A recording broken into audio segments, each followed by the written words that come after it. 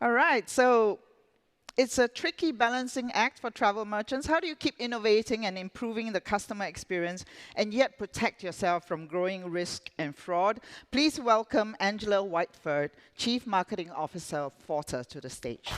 Just like fire, burning up the Welcome to your first WiT. Yes, thank you. And back to Singapore. You used to live here? I did. I thought you were going to ask me what's the thing I fear the most, and I think it's how many pounds I've gained over the last 3 days in Singapore, because I've been eating my way through all my favorite haunts. All right, nostalgic trip then. Yes, all right. It's been amazing, actually. So let's have a bit of nostalgia then, because let's talk about yourself. And so you joined Forta in January this year. That's right. And so why the move to Forta, and how do you think this 5G world we're going to enter is going to impact the industry that you've just joined? Sure. So just a little bit of background on me in that my last company I was at, I was building 5G networks. And when I lived in Singapore, I was actually selling to mobile networks throughout Southeast Asia. My background, telecommunications and security, have been the two things I've always been very passionate about. And now with the uprise in fintech and security in fintech, it was a natural place for me to go. Right. What's really interesting, when everybody talks about 5G, what do they talk about? They talk about Internet of Things. Billions of devices being connected. Anything that can have an internet connection can be connected wirelessly. So I don't know, has anybody talked about this term today, but IOP, Internet of Payments?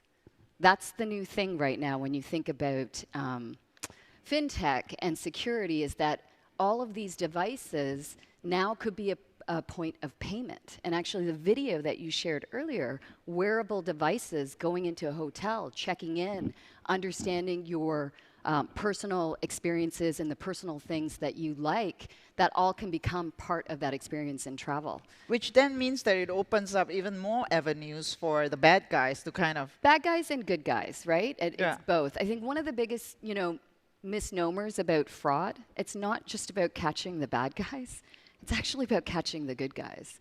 One of the biggest challenges with fraud is that you're declining legitimate buyers, and we'll get into this more.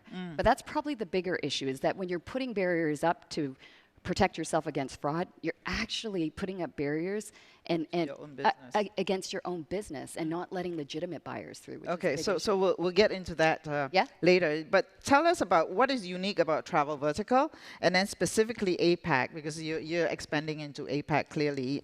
When it comes to fraud detection and prevention, is this region more vulnerable? It is. It's really different. So a couple of things. First, geographically, countries look very different. So if you look at Indonesia and the Philippines versus China or India, which are very large land masses, versus the series of islands, that impacts how fraud works, right? Because some of this goes back to how is tourism consumed in those markets. It could be more road travel versus air travel. So then you'll see fraud show up in buses and trains and things like that versus air. The other issue is economic power. So look at countries like Singapore, Australia, and Japan versus Philippines, Indonesia, and some of the other markets. What you're going to see is in those larger economic powers, you're going to see more travel internationally.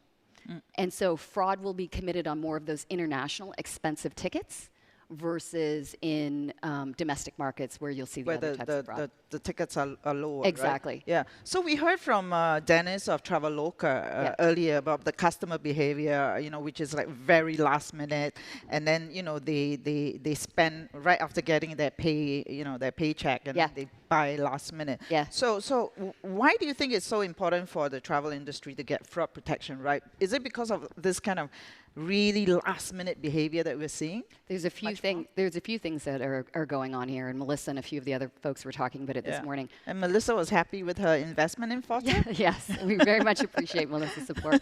I'll just give you an example for me. I think one of the issues is around loyalty in general. Travel, and especially OTAs, very low loyalty, right? So before I booked my ticket, I looked at 3 different OTAs, right? I was looking at Priceline, Expedia, and so forth in terms of where I'm going to book my ticket. So with low loyalty, what's really important is customer experience. When it comes to fraud prevention, you want low friction. You want to make it really easy people to do business with you. People are used to the Amazon experience, the one click. So that's extremely important. Okay. Because it's a highly competitive market, and you want to and how are you going to delight customers and how are you going to differentiate yourselves? It's all around that customer experience. So that's really important. So the gold standard is that one click, but then you have to get the back end right to make get you Exactly. there. Okay. And there are good ways to do that. But the other side of it is exactly what you're talking about. Is the real-time piece of it, especially digital goods. We were just your previous guests were just talking about booking things last minute, experiences, example, things are done last minute.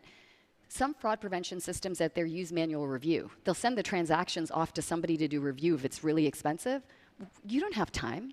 I'm not going to wait 2 or 3 hours before I get on a plane to go, did my purchase go through and do I have a ticket? Right. You have to be doing things real time. Okay, we're taking questions via Slido, so please do send in your questions, and I'm sure Angela will be happy. Absolutely, Okay, yeah. so tell us where the weak links are, you know, because now travel is no longer just about buying a flight or buying a hotel. Everybody's talking about the connected trip, the seamless, you know, trip. So tell us where the weak links are across that customer journey. Yeah, you know, what's There we go. what's interesting that has happened is fraud has shifted.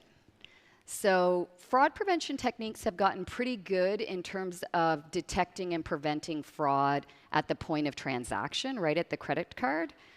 And so kind of you've gotten rid of some of the amateurs.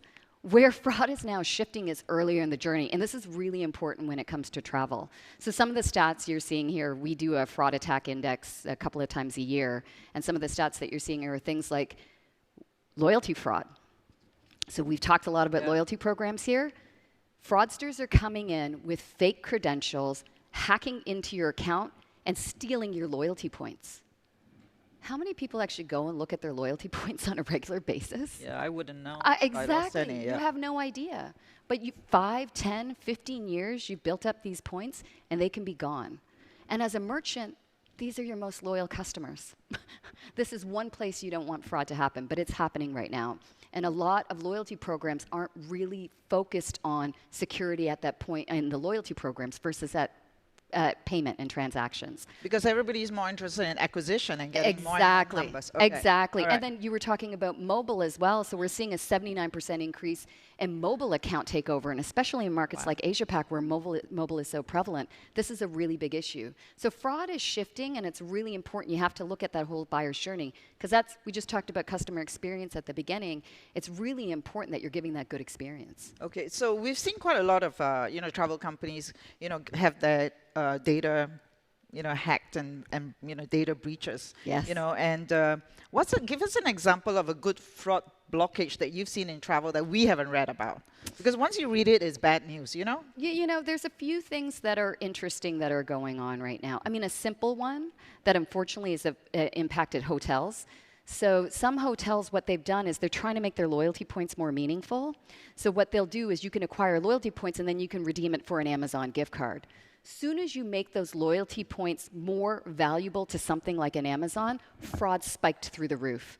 Soon as they did a gift card around Amazon, fraud spiked and they had to terminate the whole gift card program. Very simple example, but something that's quite prevalent and again, good. So what's your advice then? Don't do that? No, absolutely not. You just need the right platform, the right technology to do that. And the right defense. Okay, yeah, we'll talk about So let's go through, your underlying problems with the merchant's current fraud prevention approach. So we have a visual here on that. So just going back to, some of the problems we just talked about, gift card. The way merchants are approaching fraud is this layered approach. So they might buy an off-the-shelf machine learning system. They'll then add on rules, right?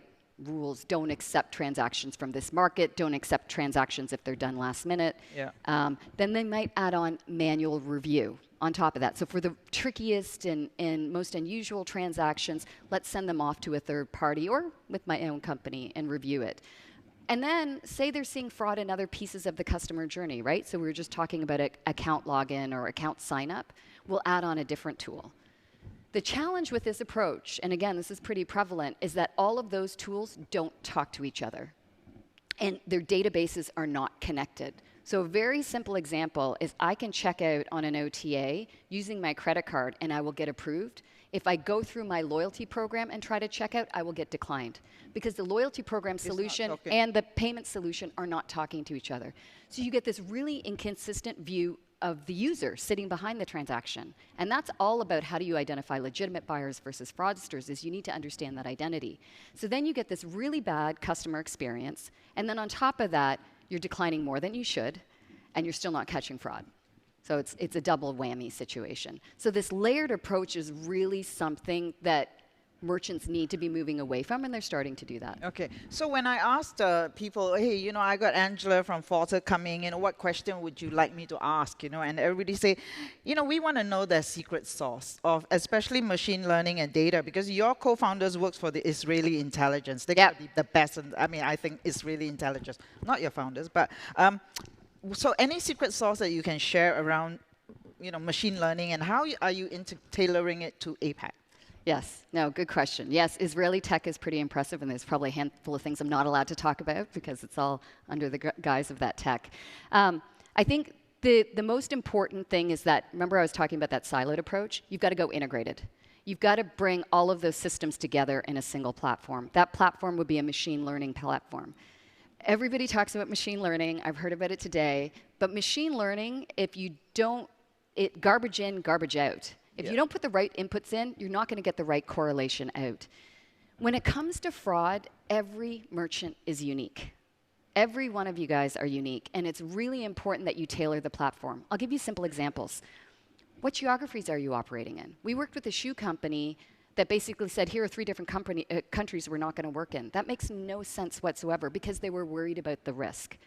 You tailor the system for the countries that you're operating in. You tailor the system for the risk appetite that you have. Travel, for example, has low margins, so you'll adjust the risk appetite. So certain markets are penalized because they are considered like a blacklist of the risky markets. Exactly, because they're using things like rules and off-the-shelf machine learning. Instead, just tailor the system. What you do, and what do I mean by tailoring the system?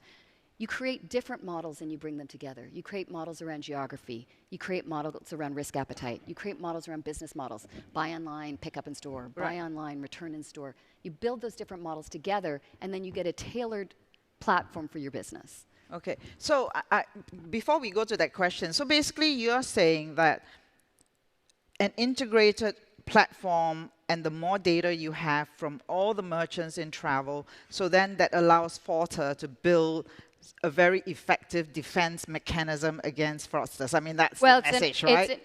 You said it. It's an early warning system. So it's this coalition of merchants coming together that aren't sharing data with each other, but are sharing their aggregate data with their fraud prevention platform. And we basically create this network of an early warning system. Right, right. So if that model is what is needed, then would we be moving into a world, because right now there's kind of fear of monopolies, right? Right. I mean, tech giants are just sitting on top of us and they own all our data. So if you're saying that the utopia for fighting fraud is one integrated platform with everybody involved in it, are we going to lead to is it going to lead to a monopolistic world? And how is that beneficial for the travel industry and for the consumer? Yeah, you know, that's a great question. I think there's still going to be always lots of players. And I think when it comes to fraud, there's this network effect that we truly believe in this coalition.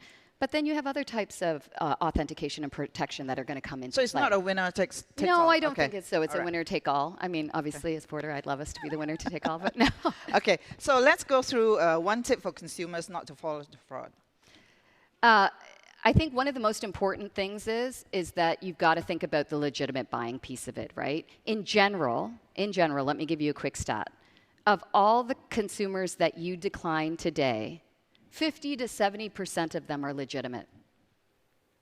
In such a competitive environment, when you are trying, it's all about customer acquisition and gaining customers, you are declining, 50 to 70% of the people you're declining are legitimate. Wow.